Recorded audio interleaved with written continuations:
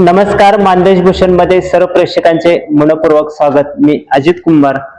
जून महिन्यातील तिसरा रविवार हा फादर्स डे म्हणून सर्वत्र साजरा केला जातो. या दिवशी मुलं आपल्या वडिलांबद्दल भावना व्यक्त करत असतात. आज आपल्या मानदेश भूषण सोबत आहेत त्या सौ सुवर्णा राजेंद्र गुंडगे आहेत.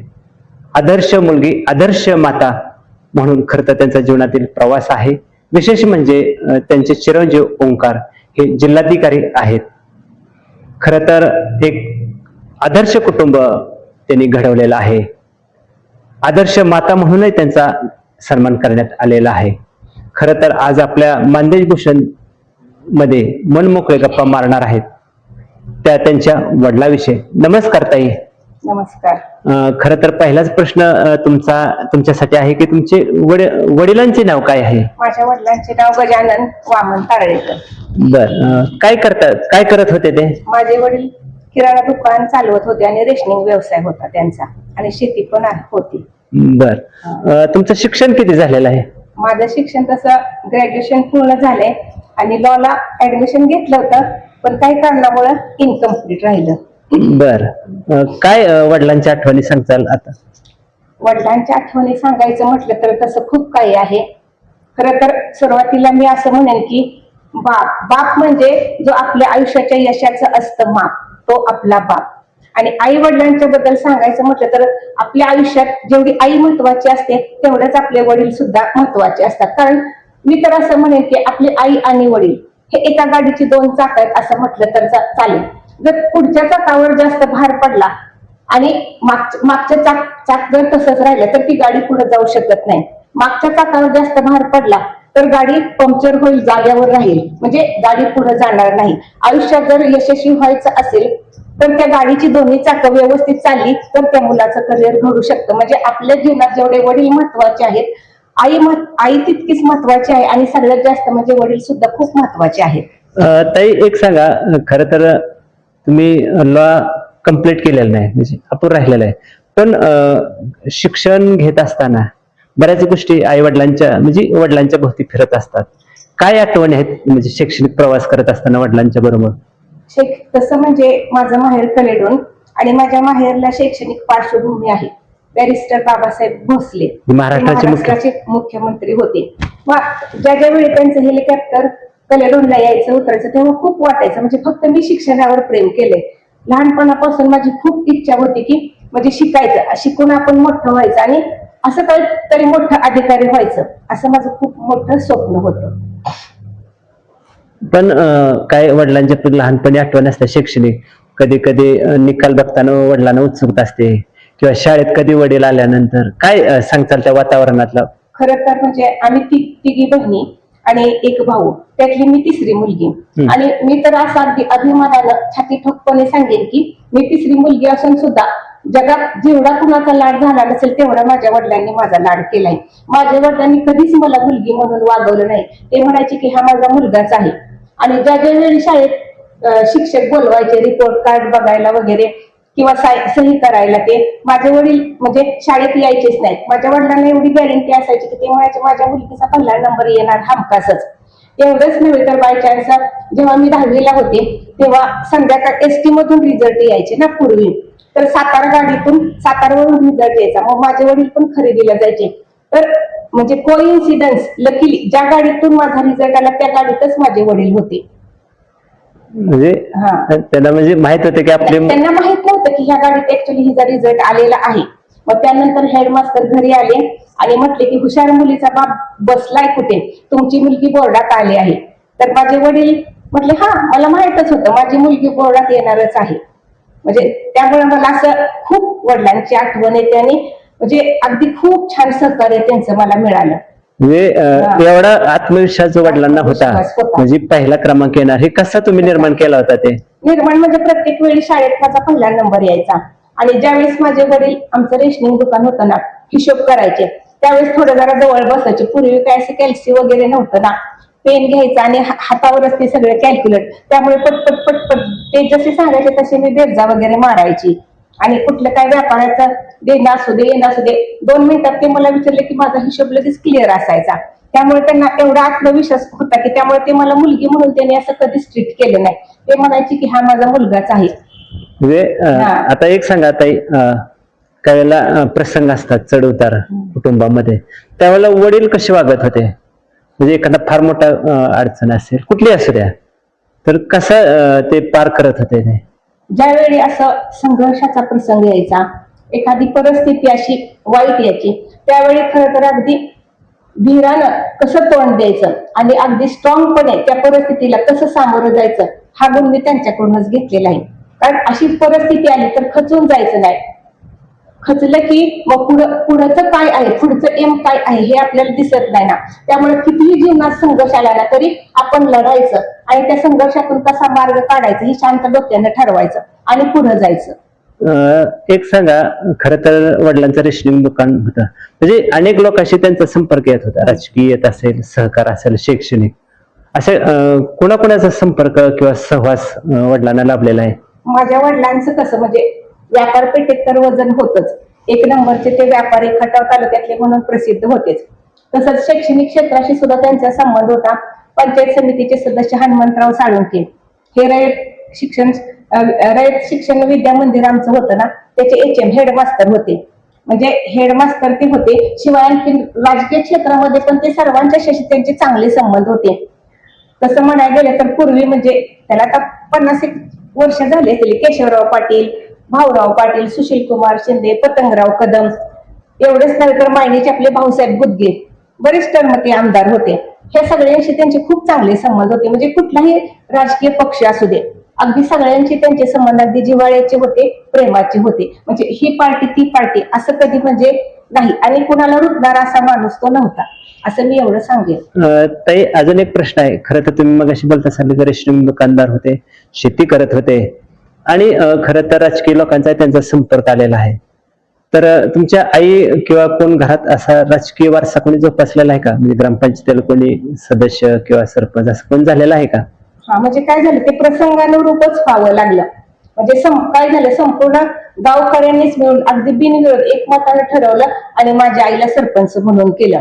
आणि विशेष सांगायचं म्हणजे माझी आई फक्त 4थी शिकलेली, पण 5 वर्षात तिने एवढी छान कारकीर्द चालवली की ग्रामपंचायतीचा कारभार 1 नंबरच केला. आमची आई ग्रामपंचायतीमध्ये, त्यावेळेस ग्रामपंचायत होती ना, ग्रामपंचायतीत जाऊन बसायची म्हटले की ते तलाठी, अजून अण्णासाहेब वगैरे आपण म्हणतो, सगळे जरा हे असायचे, दपकून असायचे. करारीपणा होता. सगळं मस्तर चेक करायचं, एवढा निधी कशाला, हा कुठे गेला, किंवा गावातले काय रस्त्याचं, गटारींचं, डांबावरचे लाईट असेल, अगदी बारकाईनं लक्ष देऊन 5 वर्ष तिने खूप छान म्हणजे कारभार चालवला.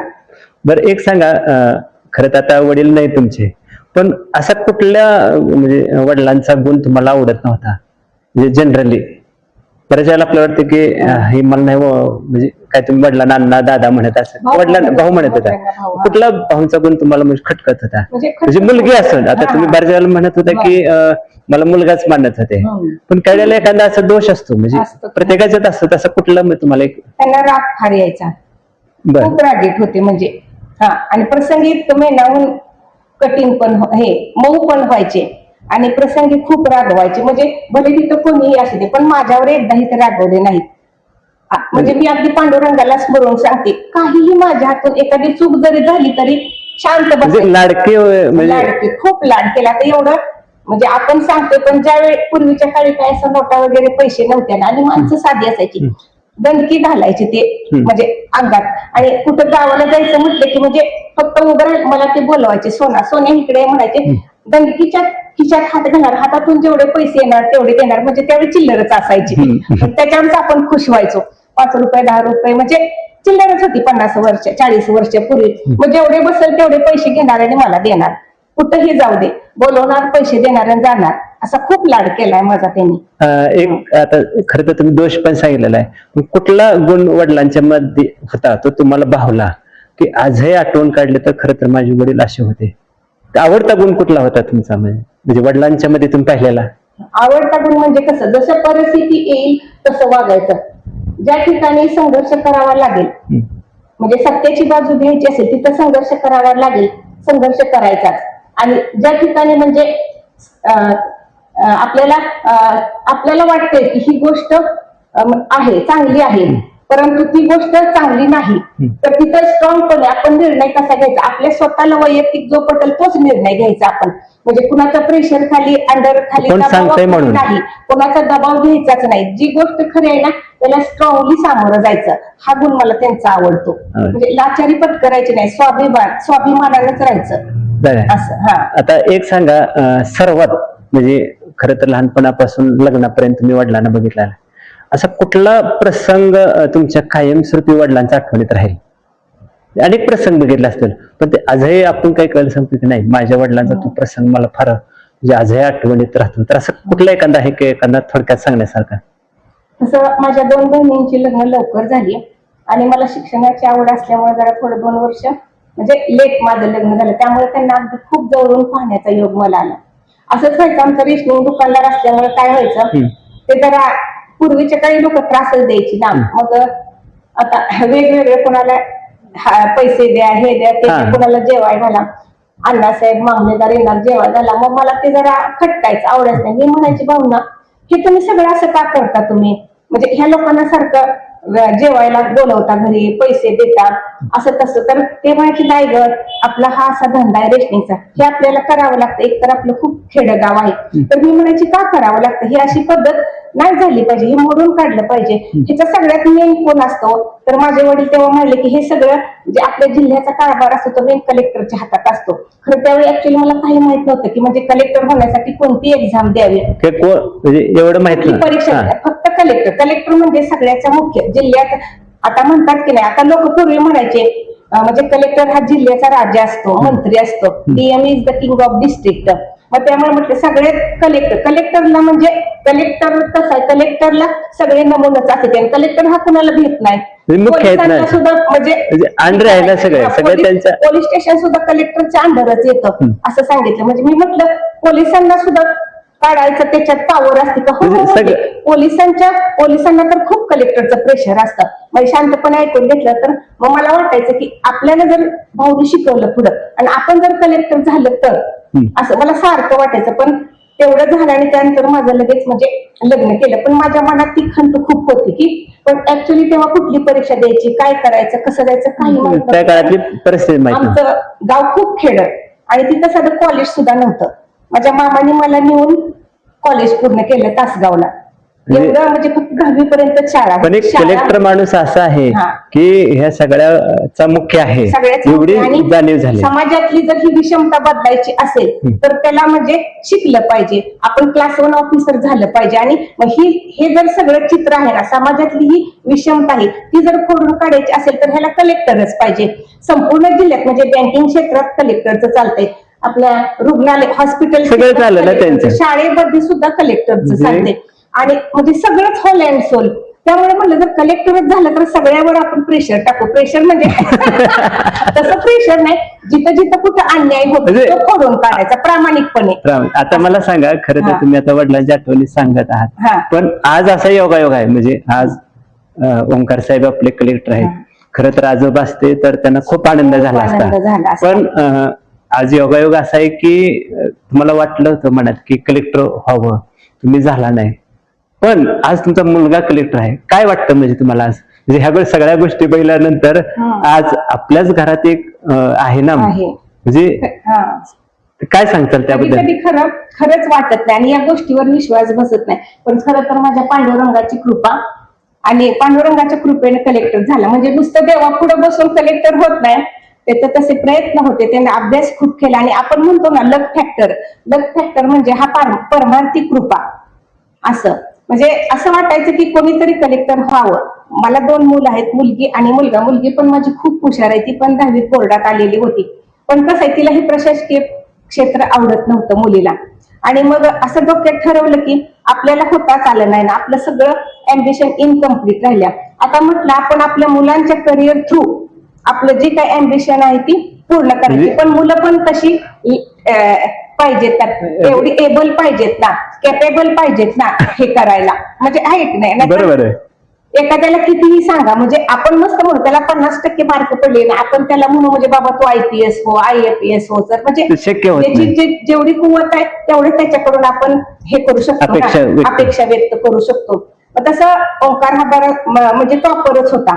लॉला पुण्याला होता, तिथं पण म्हणजे दरवर्षी टॉपरच आला आणि स्पोर्ट मध्ये वगैरे जिथं जाईल तिथं प्रत्येक वर्षी तो टॉपरच होता. मग म्हणजे- त्यामुळे असं वाटलं की म्हणजे आहे बाबा काहीतरी, आपण बघूया, प्रयत्न करू. आणि आता तुम्हाला कलेक्टरचं जे आहे ते घरातच कलेक्टर असल्यामुळे तो बघायला मिळालेला आहे. म्हणजे योग किती पूर्वी दुष्काळी आपण पिक्चर मध्ये पाहायचो कलेक्टर, आणि आज आपल्या आज घरात आपण आहे. प्रत्यक्ष बघतोय.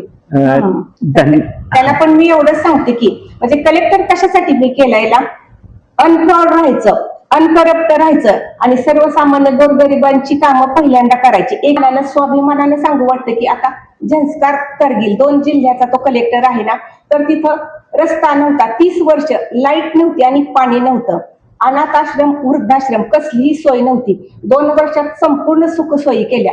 इव्हन की तिथं जे गव्हर्नमेंटचं हॉस्पिटल आहे ना, तिथं डॉक्टर सुद्धा अवेलेबल नसायचे.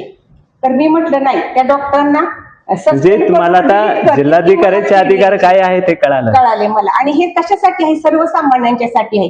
तुम्हाला मी प्रशासनात का पाठवलं आहे, गोरगरीब सर्वसामान्य जे लोक आहेत का नाही, त्यांना सगळ्या गोष्टींचा, ज्या काही शासकीय स्कीम असतात त्याचा लाभ व्हावा. मोठ्या माणसांना कसं आहे, गरिबीची लाज नसावी आणि श्रीमंतीचा मिजाज नसावा, एवढंच त्याला मी शिकवलेलं आहे. म्हणजे ओंकार काय अगदी फार हालाकीच्या परिस्थितीतून वर आलेला नाही. त्यामुळे मला वारंवार त्याचं सांगणं असं आहे की श्रीमंतीचा माज नको आणि गरिबीची लाज नको. फक्त आपलं संपूर्ण जे ध्येय आहे ते सर्वसामान्य गोरगरिबांच्या कल्याणासाठी आणि त्यांच्या कामासाठी आहे. धन्यवाद. खर तर ताईने वडिलांच्या काही आठवणी सांगितलेल्या आहेत, वडिलांचा सहवास लाभलेला आहे आणि कसं प्रसंगाला सामोरं जायचं हे सांगत, खर तर वडिलांनाच त्यांनी विचारलं की हे लोकांना तुम्ही जेवण वगैरे का देता, तर ते मोठे माणूस आहे, कलेक्टर वगैरे सांगितलं आणि त्यांनी कलेक्टर खरं तर त्यावेळेला ठरवलं होतं. पण काय म्हणतात, एक योगायोग असतो, त्या गोष्टीपर्यंत नाही पोचता आलं. पण आज खरं तर एक आदर्श माता ज्यावेळेला पुरस्कार म्हणून स्वीकारतात, त्याला एक मुलगा स्वतःचा कलेक्टर झालेला आहे. काय कलेक्टरला अथॉरिटी आहे हे त्यांनी सांगितलेलं आहे. खरं तर वडिलांच्या बद्दल आणि मुलाबद्दल आज मानदेश भूषणशी फादर्स डेच्या निमित्ताने त्या मनमोकळेपणाने बोललेल्या आहेत. त्यांना मनपूर्वक धन्यवाद.